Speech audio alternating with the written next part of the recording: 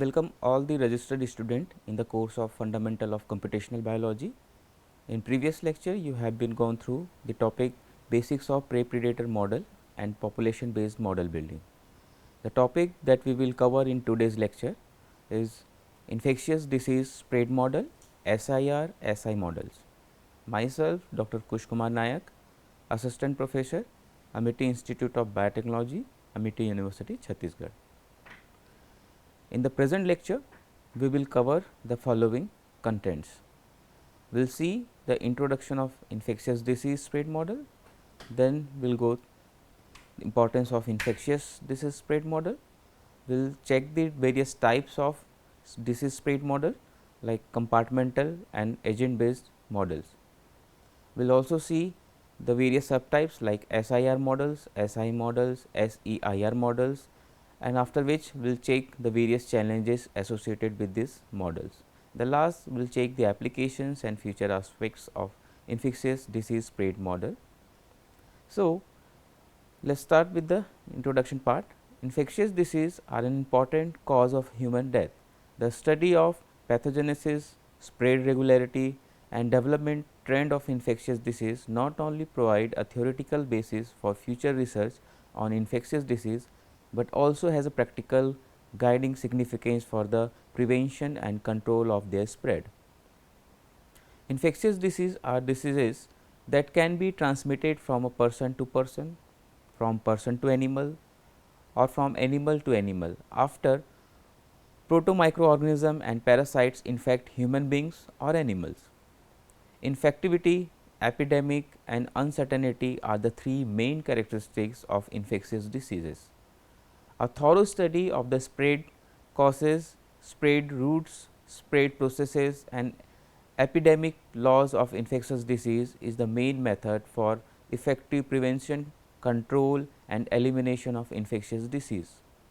At present, the mathematical study of infectious disease is mainly based on the theory and method of infectious disease dynamics. The essence of infectious disease dynamic is to establish a mathematical model that can reflect a spread process, spread law and spread trend of infectious diseases. Its advantage is that according to the characteristic of infectious diseases, the model of infectious disease is reasonably assumed. The appropriate parameters are set and the appropriate variables are selected. Then the dynamic characteristics of infectious diseases can be clearly revealed. It has laid a solid foundation for further analysis of the causes and key factor of the spread of infectious diseases, and for seeking the optimal strategies for the prevention and control of such diseases. Infectious diseases continue to place an enormous burden of morbidity and mortality on human populations, particularly in low income setting. Understanding the spread of infectious diseases and designing effective control strategies is increasingly reliant on mechanistic mathematical models that describe the process of transmission of pathogens and through populations. Models are used to understand the social and biological factors driving epidemics, to develop strategies to intervene and to forecast the future of outbreak. For example, infectious disease spread model are mathematical models that use to understand the transmission dynamic of infectious diseases. They are used to assess how an infectious disease can spread and the potential consequences it could have.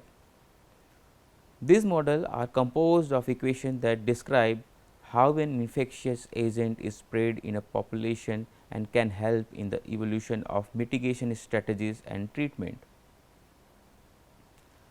Such models are used to simulate and forecast the spread of infectious diseases and are based on epidemiological principles and involve the use of differential equation to represent the population dynamics of a disease.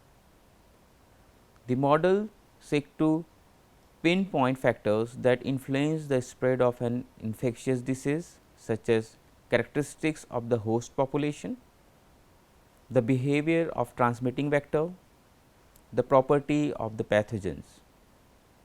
By incorporating data on the characteristics of a pathogen and population, the models can be used to assess the effectiveness of different intervention for controlling the spread of disease. The model are also used to inform public health policies and assess the long term health effect of epidemics. So, let us understand the importance of such models.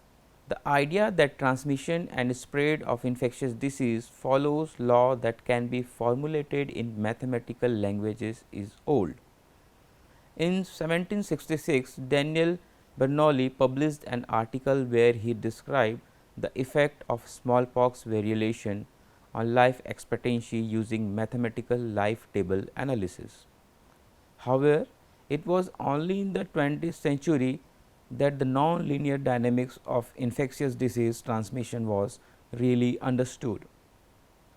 In the beginning of the century, there was much discussion about why an epidemic ended before all susceptible were infected, with hypotheses about changing virulence of a pathogen during the epidemic. Hammer in 1906 was one of the first who recognized that it was the diminishing density of susceptible persons alone that could bring the epidemic to a halt. Sir Ronald Ross, who received the Nobel Prize in 1902 for elucidating the life cycle of malaria parasite, used mathematical modeling to investigate the effectiveness of various intervention strategies for malaria. In 1927, Kamak and McKendrick published a series of papers in which they described the dynamics of disease transmission in terms of system of differential equations. They pioneered the concept of threshold quantity that separates different dynamic regimes. Only if the so called basic reproduction number is above a threshold value can an infectious disease spread in a susceptible population. In the context of vaccination, this leads to a concept of herd immunity, stating that it is not necessary to vaccinate the entire population to eliminate an infectious disease. This theory proved its value during the eradication of smallpox in 1970s. Vaccination coverage of around 80% worldwide in the combination with ring vaccination was sufficient for eradication of this virus at that time. Only towards the end of 20th century did mathematical modeling come into more widespread use for public health policy making. Modeling approaches were increasingly used during the first 2 decades of the AIDS pandemic for predicting the future course of the epidemic and for trying to identify the most effective prevention strategies. But the real impact of mathematical modeling on public health came with the need for evaluating intervention strategies for newly emerging and re-emerging pathogens. Infectious disease spread model are important tool for understanding and predicting the spread of infectious disease. They are used not only to better understand the epidemiology of disease, but also to predict potential outcome of control strategies and develop treatments. In addition, this model can be used to inform public health policy and guide the development of intervention to suppress the spread of infectious diseases. The central idea about transmission model as opposed to statistical model is a mechanistic description of the transmission of infection between two individuals. This mechanistic description make it possible to describe the time evolution of an epidemic in mathematical terms and in the way connect the individual level process of transmission with a population level description of incident and prevalence of infectious disease. The rigorous mathematical way of formulating these dependencies lead to the necessity of analyzing all dynamic processes that contribute to disease transmission in much detail. Therefore, developing a mathematical model helps to focus through the essential process involved in shaping the epidemiology of an infectious disease and to reveal the parameters that are most influential and amenable for control. Mathematical modeling is then also integrating in combining knowledge from very different disciplines like microbiology, social science and clinical sciences.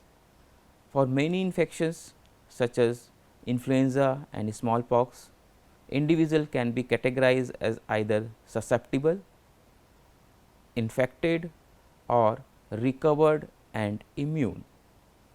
The susceptible that are affected by an epidemic move through this stage of infection as given in the figure. There are many different type of infectious disease spread models. The most common models are compartmental model and agent based model.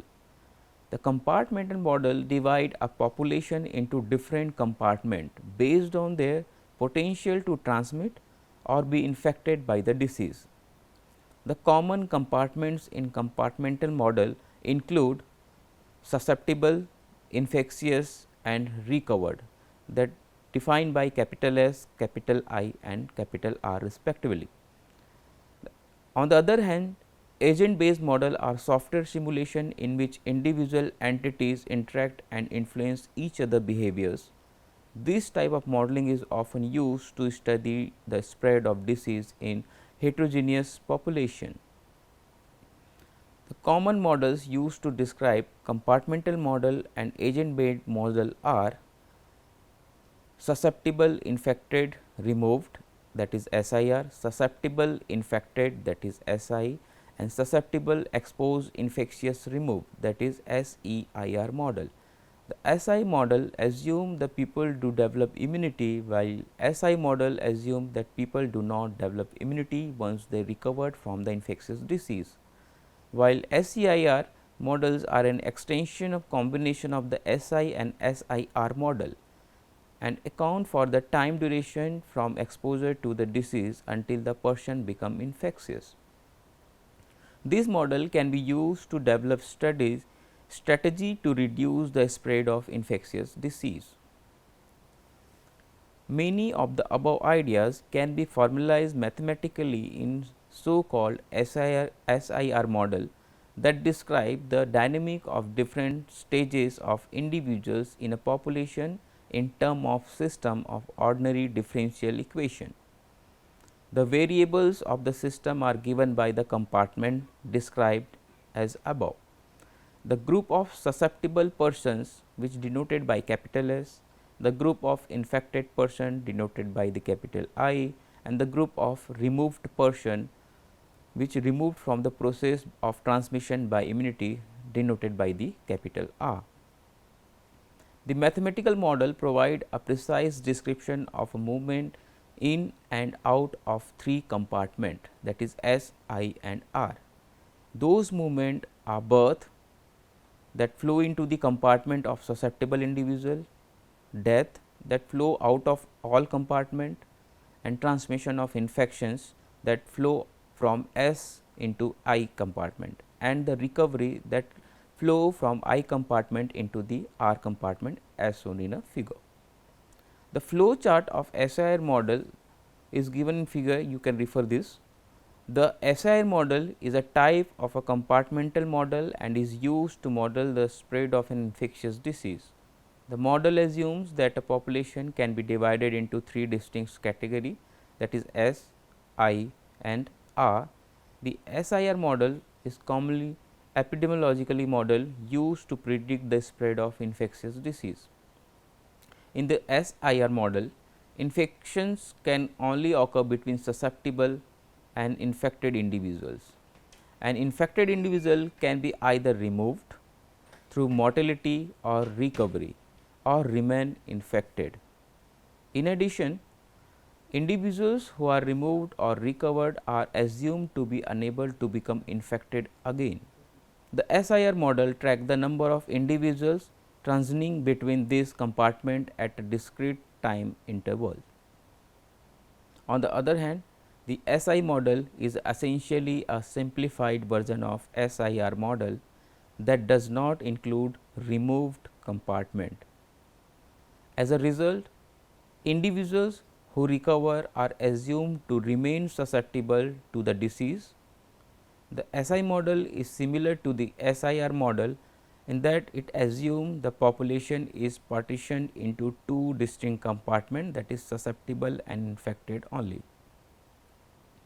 However, the SI model does not include a compartment for individuals that have recovered from the disease. This model is useful in understanding the spread of disease where the individuals do not develop immunity to the disease after having recovered. The SI diagram below show how individuals move through each compartment in the model. The dashed line in the figure show how the model become an SIS, that is susceptible, infectious and back to susceptible. Where infectious does not confer immunity, individuals have repeat or recurring infections and infected individuals return to the susceptible state. For example, sexually transmitted disease such as gonorrhea or chlamydia fall into this category. The SI model is the simplest form of all disease model. Individuals are born into the simulation with no immunity, which means susceptible. Once infected and with no treatment, individuals stay infected and infectious throughout their life and remain in contact with the susceptible population. This model matches the behavior of disease like cytomegalovirus or herpes virus. The infected individual return to the susceptible state after infection. This model is appropriate for disease that commonly have repeat infections, for example, common cold causes by the rhinovirus or sexually transmitted disease like gonorrhea and chlamydia. The SEIR model is an extension of the SIR model and add an additional compartment to account for the latent period of an infectious disease. The SEIR model is a more complex version of the SIR model.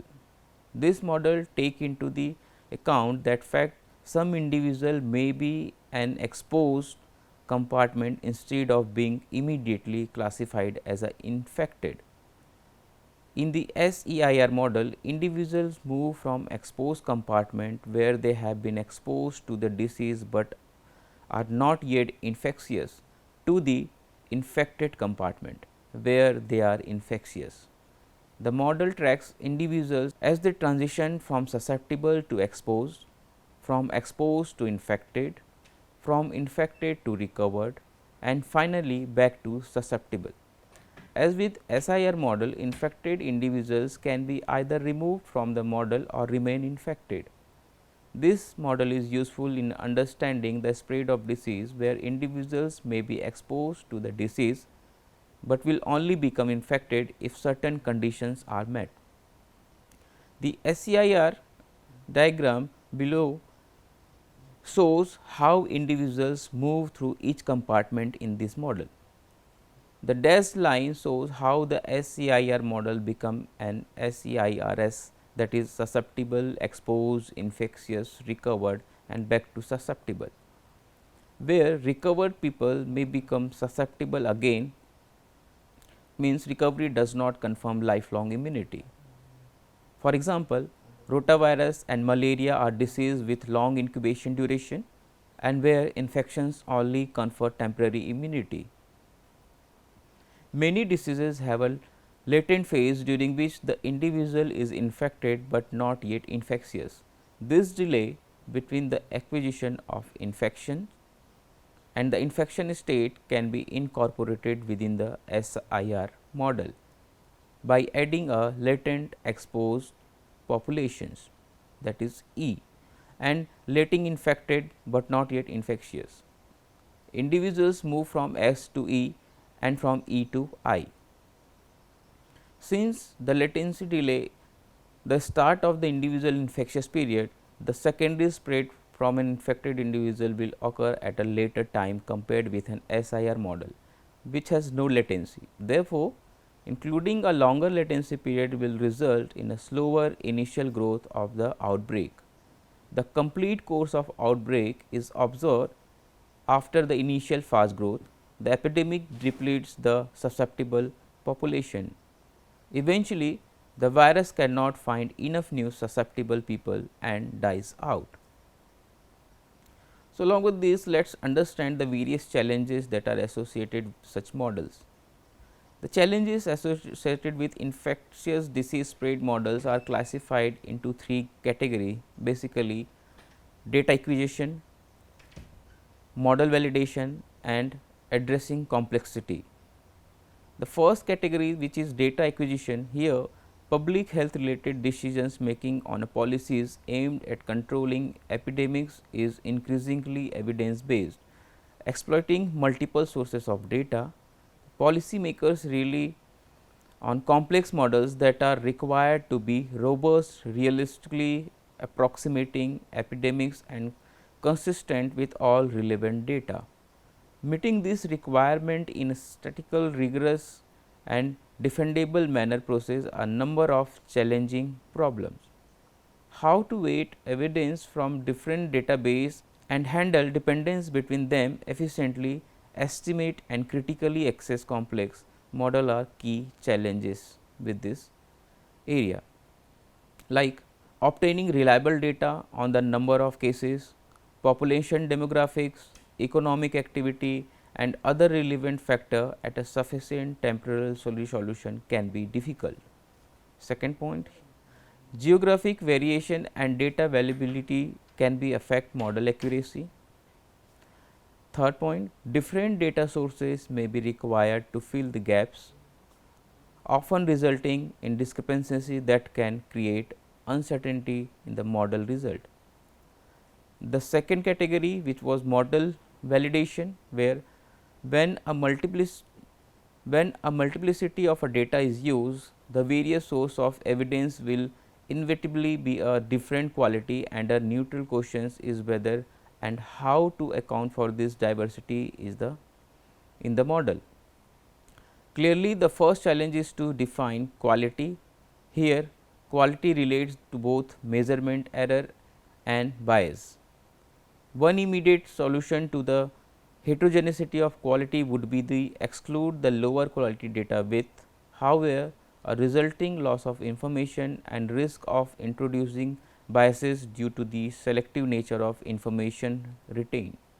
Alternatively, a few way of weighing data can be explored, each posing its own challenges, like it can be challenging to validate infectious disease spread model due to lack of detailed perspective about the course of outbreak. Data sources such as survey, media reports, administrative capacity, test results and autonomous sources such as social media can provide valuable, although sometimes incomplete informations. The third category, which is saying about addressing complexity, the last 20 years have seen a great progress in inferential approaches to infectious disease dynamic data. Marco-Chain Monte Carlo, that is known as MCMC sampling, coupled with the data augmentation, have provided an unprecedented ability to tackle new problems, becoming in many ways the gold standard. However, as model acquire realism and therefore increase in complexity, MCMC models break down in a number of ways. Firstly, while a likelihood might be implicit in the formulation of the model, the task of writing it down in a closed form may become impractical or impossible. Data augmentation require many involve imputation for more unknowns than is currently feasible to handle. Thirdly, the computational effort involved in implementing the model, for instance to ensure convergence of the algorithm, might be prohibitive if the ambition is to run the model in the realistic time frame, while also attempting to access model adequacy. These problems have already emerged in the integration of phylogenetic model with more traditional transmission models. The combination of transmission dynamic with social processes and the joint modeling of components of the influenza A genome over time. For example, accurately capturing the spread of the disease in a population required a thorough understanding of the factors that influence it. Modeling these factors and their interaction can be complex and time consuming. This includes factors such as human behavior, contact patterns, public health interventions, health system capacity, and socio-economic characteristics. In the meantime, challenges continue to emerge as increasing availability of big data keep moving to the goalpost.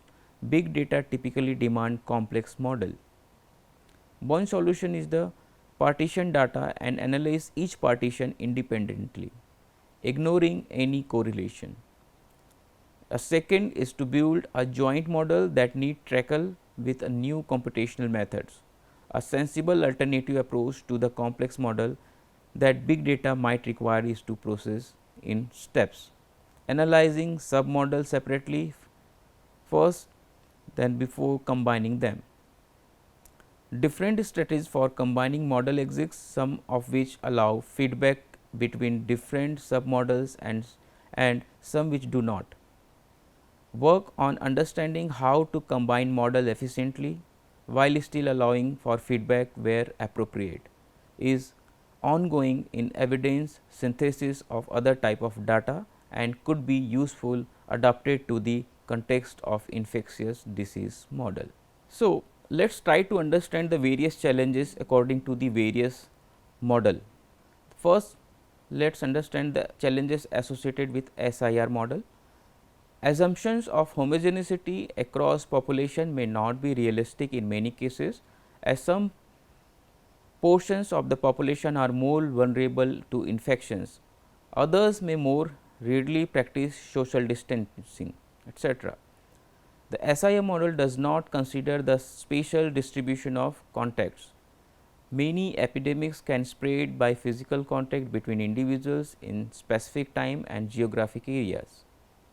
The SIR model assumes a fixed population size, which may not be realistic in many scenarios, especially during a pandemic. Problems associated with SI models are: the SI model neglects the compartment of recovered individuals, which can have a significant impact on the spread of the disease. The SI model does not consider the spatial distribution of contacts. Many epidemics can spread by physical contact between individuals in a specific time and geographic areas. The SI model assumes a fixed population size, which may not be realistic in many scenarios, especially during a pandemic. Third model, SEIR, the problems or challenges associated with this model are: the SEIR model is complex and requires significant computational resources to accurately simulate.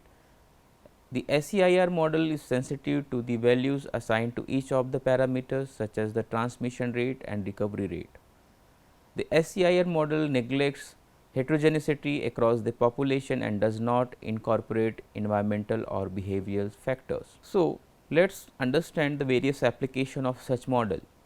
Application and future aspects of infectious disease spread model are commonly used in medical world to better understand how a particular disease spread and develop strategies to contain or mitigate the diseases.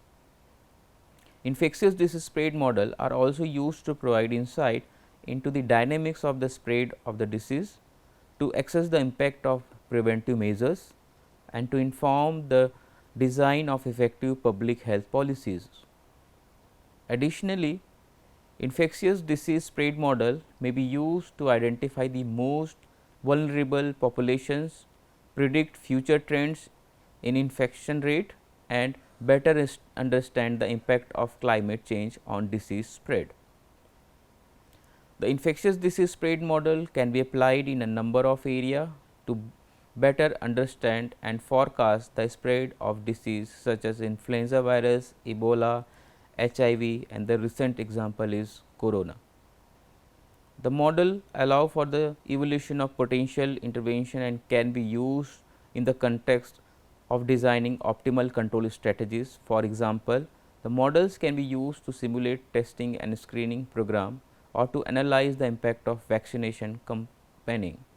In the future, infectious disease spread model are expected to improve in accuracy and sophistication, and data driven approaches will play an important role. In particular, using real world data to train and calibrate the model is likely to lead the more accurate prediction. Additionally, the incorporation of a new data sources such as social media and satellite imaging are expected to play a more prominent role in development of a new model. Finally, development of high performance computing operations that enable large scale simulation will ensure the model can be used to analyze epidemics for varying magnitudes. So, in conclusions, infectious disease spread model are powerful tool for assessing the impact of a given disease on a population. They can be constructed from a simple epidemiology to more complex multi-agent models. Such models are useful for predicting the transmission, severity and timing of a given contagious conditions. With an increasingly globalized population, infectious disease spread model are also important for public health planning and policy decisions. Ultimately, this model helped researchers and public health officials make informed decisions about how to intervene in order to minimize the impact of a given condition on a populations. So, you can refer all those references to get more details about